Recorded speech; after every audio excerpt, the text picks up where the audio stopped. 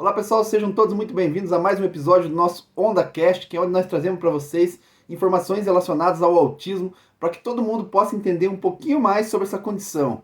Se você quer acompanhar nossos episódios, você pode se inscrever no canal do YouTube, acompanhar também pelo Spotify e agora também no Instagram, no canal @OndaCast. O assunto de hoje que nós vamos tratar é sobre canabidiol e o autismo. Então fica ligado aí para entender o que está rolando nessa questão.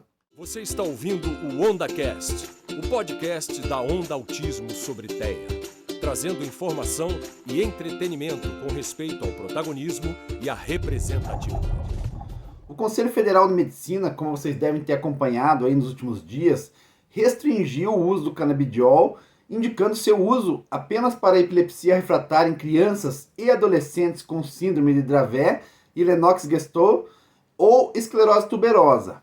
Essa resolução que foi lançada também proíbe os médicos de ministrar palestras e cursos sobre o uso deste e de outros produtos derivados da cannabis fora do ambiente científico.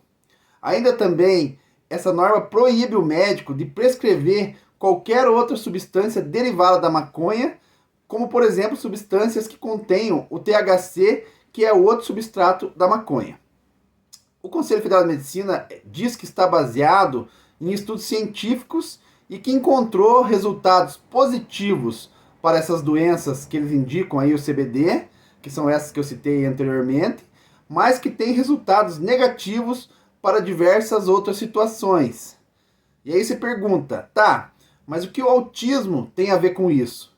Então, a questão é que muitas pessoas autistas fazem o uso do CBD em óleos ou outras apresentações para tratar questões relacionadas ao TEA. E não apenas pessoas autistas, como também várias outras pessoas com Parkinson, transtorno de ansiedade, depressão, entre outras coisas, utilizam o CBD no seu tratamento. E como então podemos fazer uma análise simples dos fatos, já que o intuito desses episódios aqui do OndaCast sempre é simplificar os entendimentos para que mais pessoas tenham acesso à informação. Há algum tempo eu já fiz uma análise sobre o CBD e na época o que tínhamos eram muitas evidências anedóticas e ainda não muitas bases científicas. O que isso quer dizer? Anedótica é aquela evidência onde alguém relata algo da sua própria experiência. Ah, meu filho começou a tomar o óleo de CBD e melhorou muito na questão da agitação. Ou olha, depois que comecei a usar o óleo de CBD, eu consigo concentrar melhor, durmo melhor, meu pensamento parece que não fica tão acelerado. E esses seriam exemplos, então, de experiências anedóticas. E por aí a gente pode pensar em muitos outros exemplos que a gente vê por aí no dia a dia as pessoas relatando. E são muitos realmente relatos nesse sentido, contando das melhoras obtidas com o uso da substância. Só que experiência anedótica não serve de base. Por mais que seja tentador acreditar nisso, e eu acredito mesmo nesses relatos, que eles são reais, mas isso não pode servir de base, porque é preciso ter certeza se é a mesma substância que está dando resultado, se é efeito placebo, a dose correta a se usar, o tempo correto a ser usado, etc. e etc. Então, ainda necessitava de estudos científicos, respeitando o método científico, seguindo os passos necessários para comprovar a eficácia e a segurança do uso de tal substância. E aí, naquela época, ainda não podíamos ter essa certeza que o CBD era eficaz e seguro para uso em pessoas autistas. E o que mudou daquela época para cá? Hoje nós temos muito mais estudos envolvendo o CBD e também outras substâncias derivadas de maconha para o uso medicinal. As revisões sistemáticas sobre o CBD mostram eficácia para muitas situações, como melhora na agitação, agressividade, melhora na cognição e até mesmo na sensibilidade sensorial, entre outras coisas. E então por que não está tudo liberado se os estudos mostram esses ganhos com o uso do canabidiol? É que essa mesma revisão também mostra que ainda é necessário que sejam feitos ensaios clínicos randomizados, com testes cegos, controlados por placebo, respeitando, como eu disse, o método científico, para que se tenha um padrão de evidências considerado de maior confiabilidade. Ainda depois de tudo isso, nós precisamos ter certeza não apenas da eficácia, como também da segurança do uso dessas substâncias. É seguro o uso a longo prazo? Qual o efeito de começar a usar o CBD na infância, quando a pessoa chegar lá na adolescência ou na vida adulta? O risco-benefício é aceitável? Todas essas são perguntas que precisam ser respondidas. Mas aí, voltando na questão da nota do Conselho Federal de Medicina, eles dizem lá que apenas dentro de estudos científicos a substância pode ser prescrita. E também que os profissionais médicos só podem ministrar palestras e promover a substância dentro também de estudos científicos.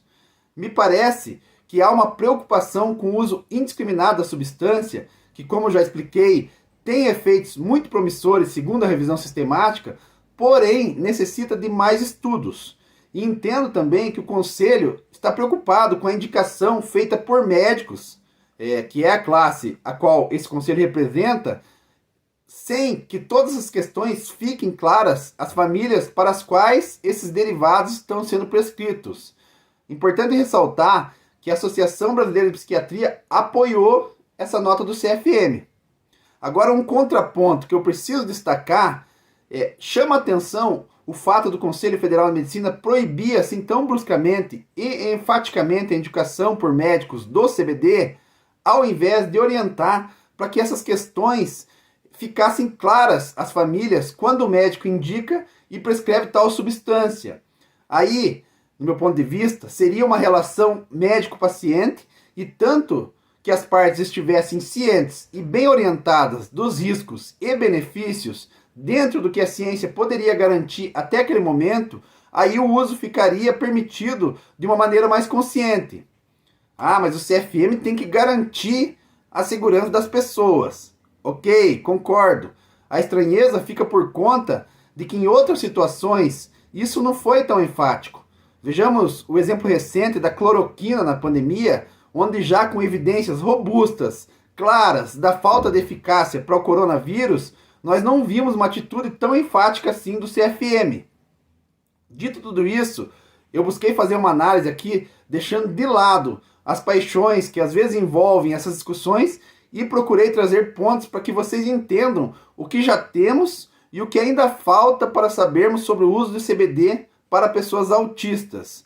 Então, fiquem ligados aí. Se vier novidades, a gente vem trazendo para vocês. E vamos falando sobre esse assunto cada vez que surgir algo novo. Por enquanto, ainda está incerto como é que vai ficar a questão de quem já faz uso dessa substância. Os médicos que prescrevem serão punidos? Como que fica, já que tantas pessoas estão usando isso, inclusive com a liberação da Anvisa para que essas substâncias sejam comercializadas. Então vamos ficar de olho aí e seguir os próximos passos para ver o que vai acontecer diante dessa questão, que ao meu ponto de vista ainda não está bem resolvida e que precisa ser mais discutida para que possa ficar bem claro como é que vamos fazer uso dessa substância em relação ao autismo e a outras condições. Fique ligado aí nos nossos episódios, se inscreva no canal para não perder nada, que sempre a gente vai trazer novidades aqui para vocês. Até a próxima, pessoal. Você está ouvindo o OndaCast, o podcast da Onda Autismo sobre TEA, trazendo informação e entretenimento com respeito ao protagonismo e à representatividade.